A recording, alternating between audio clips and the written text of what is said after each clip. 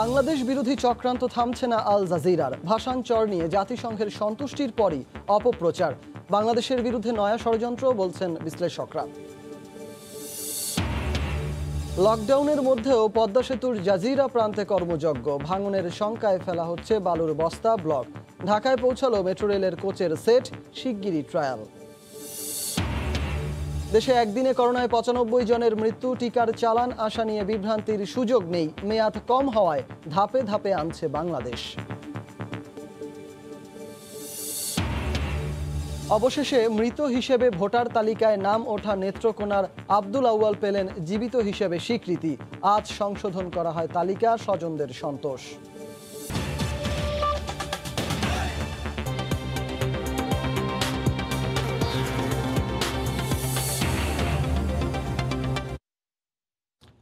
দেশে সবশেষ একদিনে করোনায় মারা গেছেন 95 জন। 28,500 নমুনা পরীক্ষায় শনাক্ত 4,280 জন। আক্রান্তদের দ্রুত শনাক্ত করা না গেলে সংক্রমণ কমবে না বলে আশঙ্কা করছেন বিশেষজ্ঞরা। নমুনা পরীক্ষার দীর্ঘ সারিতে ভাটা। কুর্মিটোলা জেনারেল হাসপাতালে করোনার নমুনা দিতে আসা মানুষের সংখ্যা অর্ধেকে নেমেছে। লকডাউন ছাড়াও নানা বাস্তবতায় উপসর্গ থাকলেও পরিবারের সবার নমুনা পরীক্ষা করাতে পারছেন না অনেকেই। আমি যখন রেজিস্ট্রেশন করতে যাচ্ছি তখন মনে করেন একজনের বেশি আর করতে পারতেছি না। অনলাইন সিরিয়াল নিয়ে এখানে কোভিড টেস্ট করানো, এটাও অনলাইনে পাওয়া যায় না। আসলে দুইটা মিলে এখন আরো বেশি সমস্যা হয়ে গেছে।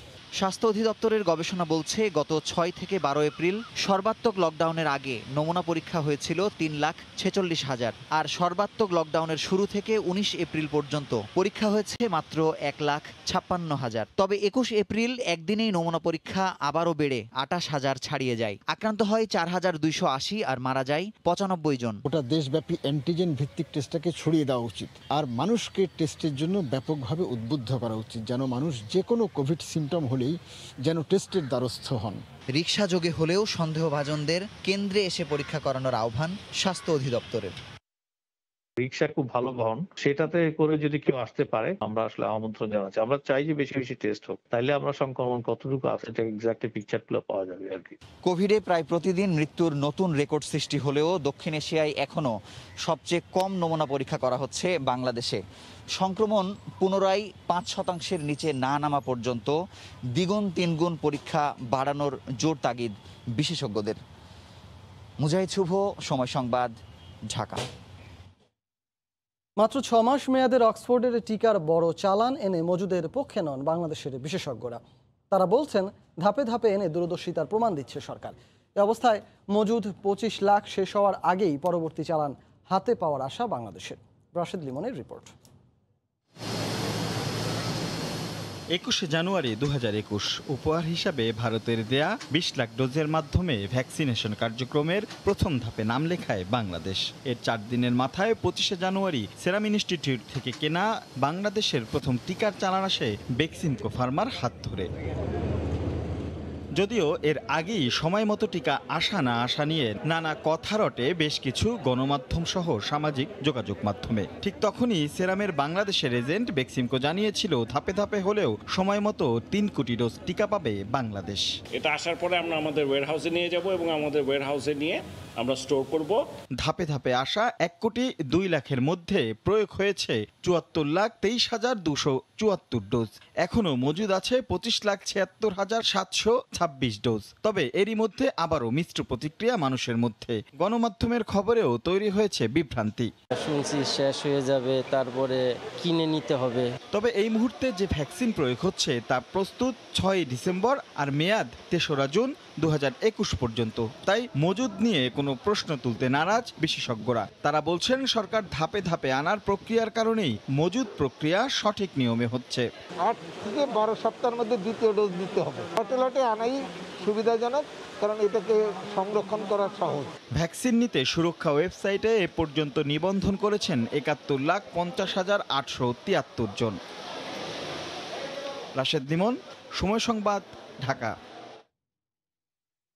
করোনার টিকা নিলে আক্রান্ত হলেও শ্বাসকষ্ট যেমন থাকবে না, তেমনি অতিরিক্ত অক্সিজেনেরও প্রয়োজন পড়বে না। প্রথম দফায় ভ্যাকসিন দেওয়ার পর করোনায় আক্রান্ত 200 জনের ওপর এক জরিপ শেষে এ তথ্য নিশ্চিত করেছে চট্টগ্রামের ভেটেরিনারি অ্যান্ড অ্যানিম্যাল সায়েন্স বিশ্ববিদ্যালয়ের গবেষকরা। বিস্তারিত জানাচ্ছেন কমল দে। চলতি বছরের 15 ফেব্রুয়ারি থেকে 14 এপ্রিল পর্যন্ত 3 মাসে সিবাসু ল্যাবে 6,146 জনের নমুনা পরীক্ষা করা হয়। এর মধ্যে 1,752 জন করোনা পজিটিভ বলে শনাক্ত হয়েছে। আক্রান্তদের মধ্যে 200 জন পাওয়া গেছে যারা 7 ফেব্রুয়ারির পর করোনার প্রথম ডোজ ভ্যাকসিন গ্রহণ করেছিলেন। ঘরে ভ্যাকসিন নেওয়ার 32 দিনের মধ্যে তারা আক্রান্ত হন। আইসিইউ লাগেনি, হসপিটালে যাওয়ার প্রবণতা অনেক কম ছিল। তা আমরা মনে করি সামনে যারা ভ্যাকসিন নেননি তারা অবশ্যই ভ্যাকসিন নেবেন। আক্রান্ত 200 জনের মধ্যে 165 জনকে হাসপাতালে আসতে হয়নি। বাকি 35 জন হাসপাতালে গেলেও মারাত্মক কোনো স্বাস্থ্য ঝুঁকি ছিল না। এমনকি 88.5% হিসেবে 177 জনের কোনো শ্বাসকষ্ট যেমন ছিল না, তেমনি 92% হিসেবে 184 জনের অক্সিজেন প্রয়োজন হয়নি। যারা টিকা দিয়েছিল তাদের মধ্যে একটি ম্যাজরিটি সংখ্যার পেশেন্টদের কিন্তু ডিজিজটি সিভিয়ার পর্যায়ে যায়নি। 91% রোগীর কোনো রকম কাশি কিংবা হাঁচি ছিল না। সে সাথে 56.6% রোগীর স্বাদ ও ঘ্রাণে কোনো পরিবর্তন হয়নি। আক্রান্ত সব রোগীরই অক্সিজেন স্যাচুরেশন ছিল 97 এর মধ্যে। টিকা গ্রহণকারীরা প্রায় 70 থেকে 77% পর্যন্ত রোগ প্রতিরোধ ক্ষমতা অর্জন করে। আমাদের এই গবেষণায় একই ধরনের ফলাফল আমরা পেয়েছি। প্রথম ডোজ নেওয়ার পরও করোনায় আক্রান্ত হয়ে একজনের মৃত্যু হয়। 48 বছর বয়সী এই ব্যক্তি আগে থেকে কিডনি রোগে আক্রান্ত ছিলেন বলে নিশ্চিত করেছেন সিবাসুর গবেষক দল। এছাড়া আক্রান্তদের অধিকাংশই আগে থেকে উচ্চ রক্তচাপ ও ডায়াবেটিকের রোগী ছিলেন।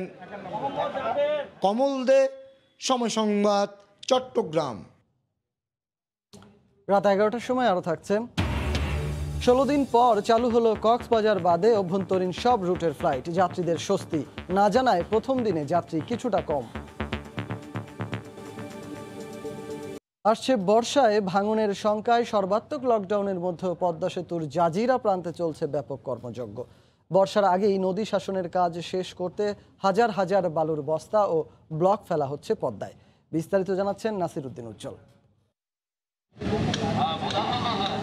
পদ্মা সেতুর জাজিরা প্রান্তে নদী শাসন ঘিরে চলছে বিশাল কর্মযজ্ঞ। সর্বাত্মক লকডাউনের মধ্যেও নদীতে ফেলা হচ্ছে লাখ লাখ বালুর বস্তা, ব্লক ও বড় বড় পাথর। নদীর তলদেশে স্লব তৈরি করা হচ্ছে, পাশে নদীর তীর ব্লক দিয়ে ঢেকে ফেলা হচ্ছে।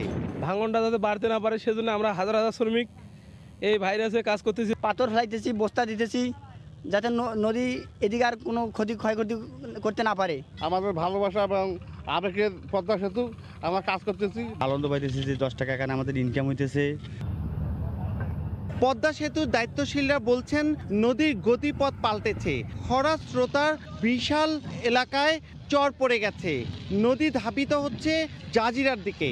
তাই আশঙ্কা করা হচ্ছে আসন্ন বর্ষায় জাজিরা প্রান্তে আঘাত করতে পারে। পানি বৃদ্ধি পেলে তখন তো আর কাজ করা যাবে না, স্লোপে বাকি তো সেজন্য লোয়ার স্লোপের কাজগুলো আগে শেষ করতেছি, তারপরে আস্তে আস্তে আপার স্লোপের কাজগুলো করব।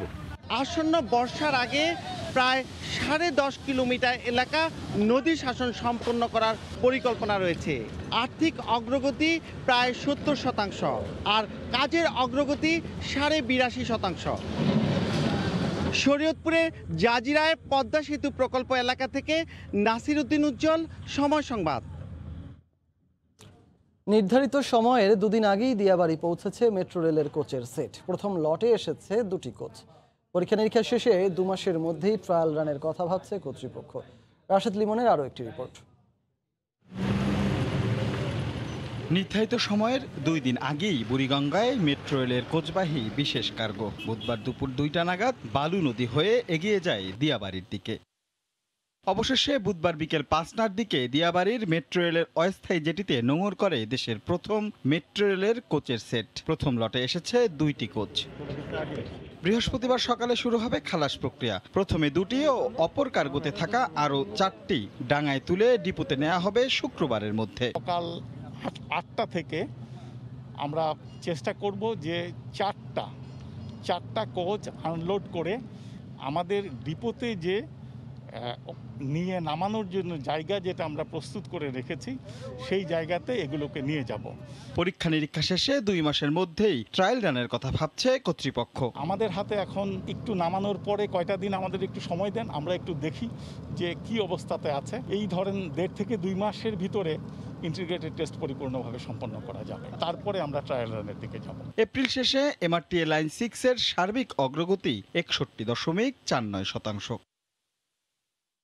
স্বপ্ন পূরণে একই দিনে যেন 2 ধাপ এগিয়ে গেল বাংলাদেশ।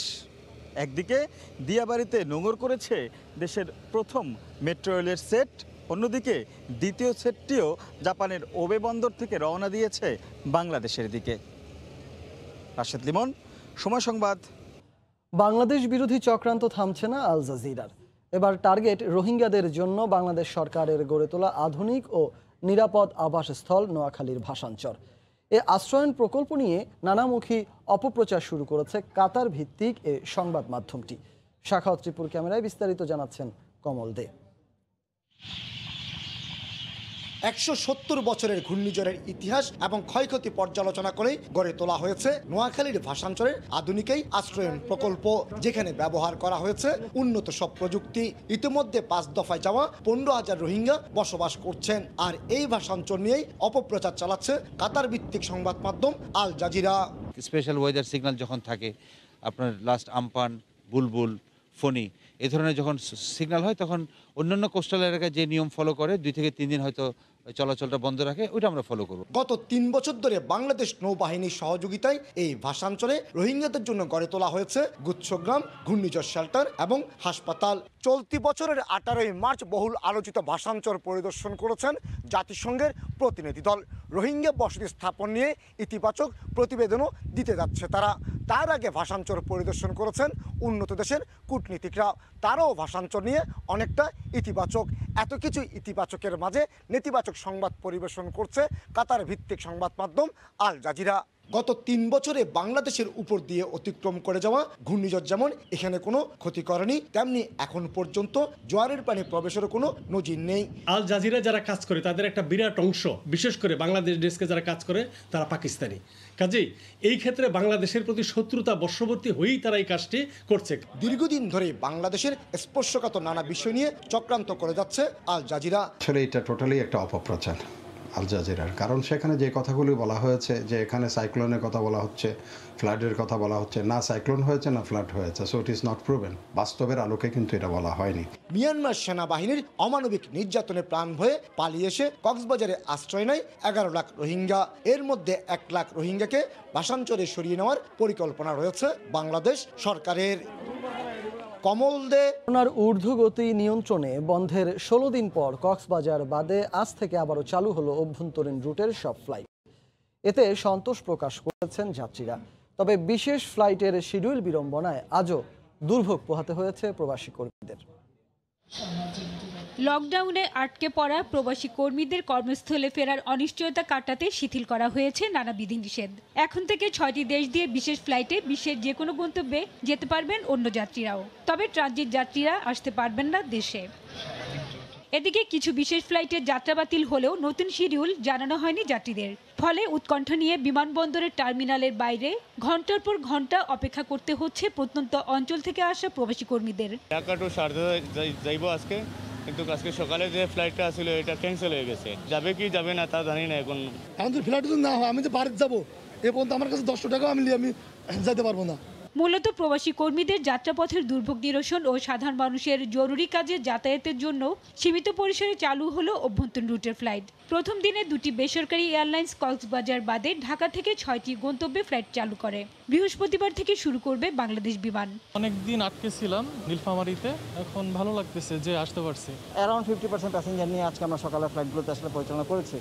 বাট এখনকার যে প্রেক্ষাপট, সেই প্রেক্ষাপটে আমাদের যে স্বাস্থ্যবিধির যে ব্যাপারগুলো আছে প্রত্যেকটা জিনিসে মানার আমরা চেষ্টা করেছি। এদিকে স্বাস্থ্যবিধি না মানলে এয়ারলাইন্সগুলোর বিরুদ্ধে ব্যবস্থা নেওয়া হবে বলে হুঁশিয়ার করেছেন বিমানবন্দরের পরিচালক।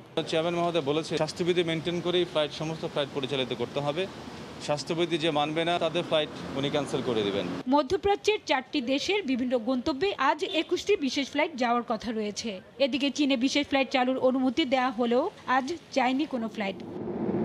হাজিরা শিউলি, সময় সংবাদ, ঢাকা। করোনা সংকট মোকাবেলায় চলতি বোরো মৌসুমে গতবারের চেয়ে বেশি ধান ও চাল কেনার লক্ষ্যমাত্রা ঠিক করেছে সরকার।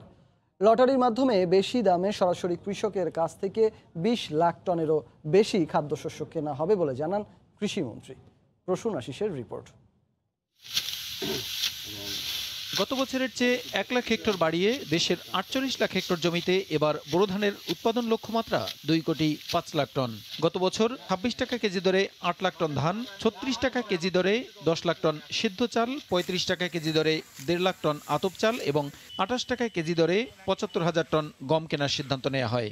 মহামারীতে জরুরি পরিস্থিতি মোকাবিলায় এবার আরও বেশি খাদ্যশস্য সংগ্রহের পাশাপাশি প্রান্তিক চাষিদের কাছ থেকে লটারির মাধ্যমে ধান কেনার কথা জানিয়েছেন কৃষিমন্ত্রী।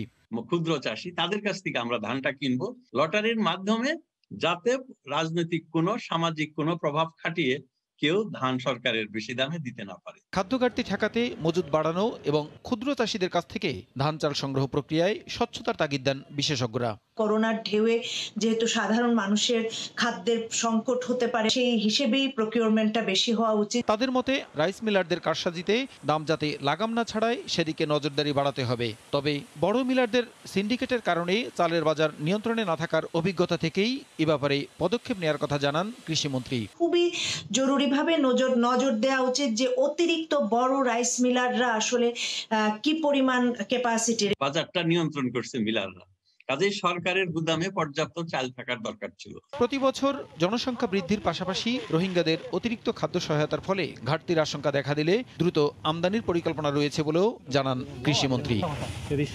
প্রসূন আশিস, সময় সংবাদ, ঢাকা। চট্টগ্রামে 1400 বস্তা চাল জব্দ করেছে গোয়েন্দা পুলিশ। এ ঘটনায় একজনকে আটক করা হয়েছে। পুলিশ জানায় মঙ্গলবার রাতে বন্দর জেটি থেকে সরকারি চাল বহনকারী একটি ট্রাক নজরদারিতে আনে গোয়েন্দা পুলিশ। ট্রাকটি নোয়াখালী যাওয়ার কথা থাকলেও তার পরিবর্তে পাহাড়তলি বাজারের মাহি ট্রেডার্সের গুদামে চলে আসে। পরে ওই গুদামে অভিযান চালিয়ে জব্দ করা হয় বিপুল পরিমাণ সরকারি চাল। আটক করা হয় গুদাম মালিককে।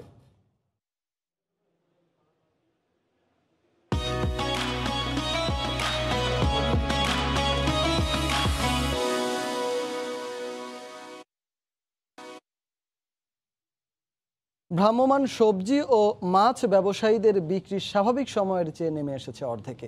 পর্যাপ্ত সবজি থাকলেও ক্রেতা নেই। সানবীর রূপলের রিপোর্ট।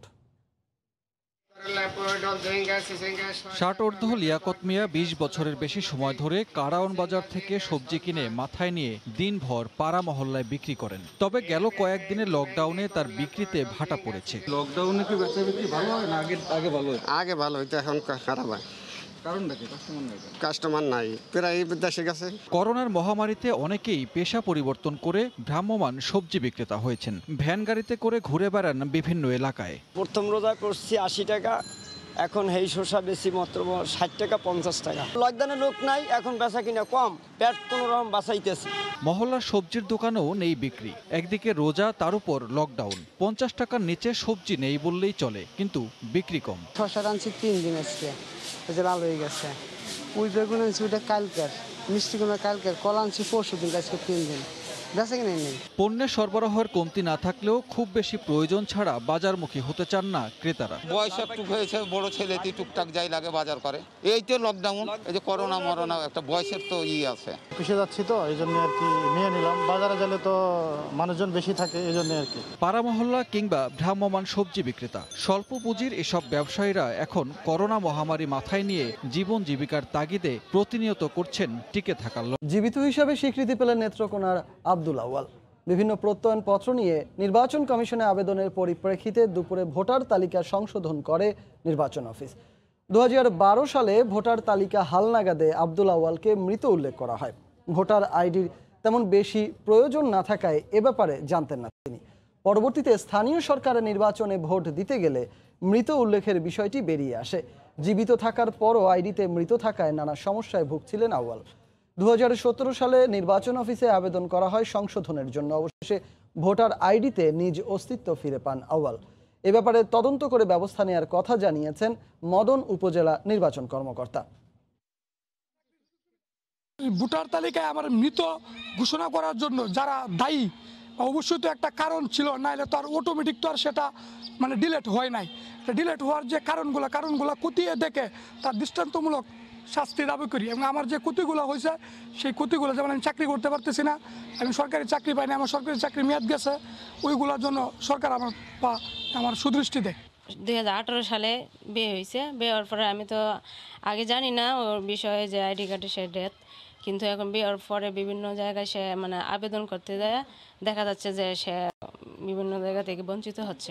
এই ভুলটা তো আমাদের অফিসের জন্য হয়নি, এটা হলো একজন তথ্য সংগ্রহকারী বা এই যে তথ্য সংগ্রহ করে একজন দেওয়া তথ্যের ভিত্তিতেই এগুলো কর্তন হয়ে থাকে। এটা নির্বাচন কমিশন সম্পূর্ণ এখতিয়ার দিন, উনি যে আদেশ প্রদান করবেন বিধিগতভাবে। নানা রঙের ফুলে সেজেছে ইউরোপের দেশ সুইডেন। ড্যাফোডিল, টিউলিপ সহ চেরি ফুলের সাদা গোলাপি আভায় ঝলমল করছে দেশটি। করোনা মহামারীর মাঝেও চলছে উৎসব আমেজ। সুইডেন থেকে সেই উৎসবের খবর জানাচ্ছেন শফিউল আলম।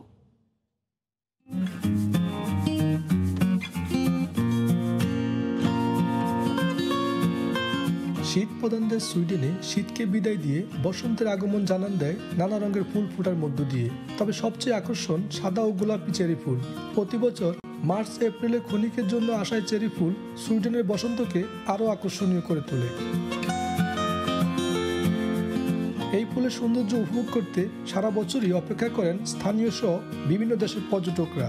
চেরি ফুলের সৌন্দর্য উপভোগ করার পাশাপাশি অনেকেই ছবি তুলে স্মরণীয় করে রাখেন সুন্দর মুহূর্তটি। আমরা ফ্রেন্ডস এবং ফ্যামিলি নিয়ে সবসময় অপেক্ষায় থাকি যে কখন আমরা এই প্রকৃতির এই সুন্দর মোহনীয় পরিবেশ উপভোগ করতে পারবো। বছরের এই সময়টা তো বারবার আসে না, এই সপ্তাহ 4-5 দিন মতো থাকে এই ফুলগুলা। তো আমরা প্রতি বছর আসে এই সৌন্দর্যটা উপভোগ করি। আমরা ব্রাজিল থেকে এসেছি। পৃথিবী অনেক সুন্দর, এখানে না আসলে তা বুঝতে পারতাম না। ফুলের এই সৌন্দর্যের টানে সুইডেনের জনগণ কিছুক্ষণের জন্য হলেও ভুলে থাকতে চান ভয়াবহ করোনা মহামারী। শীতের শেষে সুইডেনে বইছে বসন্তের হাওয়া। নানা রঙের ড্যাফোডিল আর টিউলিপের সাথে ক্ষণিকের ফোটা চেরি ফুল এই মহামারীতেও জনমনে নিয়ে এসেছে প্রশান্তির ছোঁয়া। শফিউল আলম, সময় সংবাদ, সুইডেন।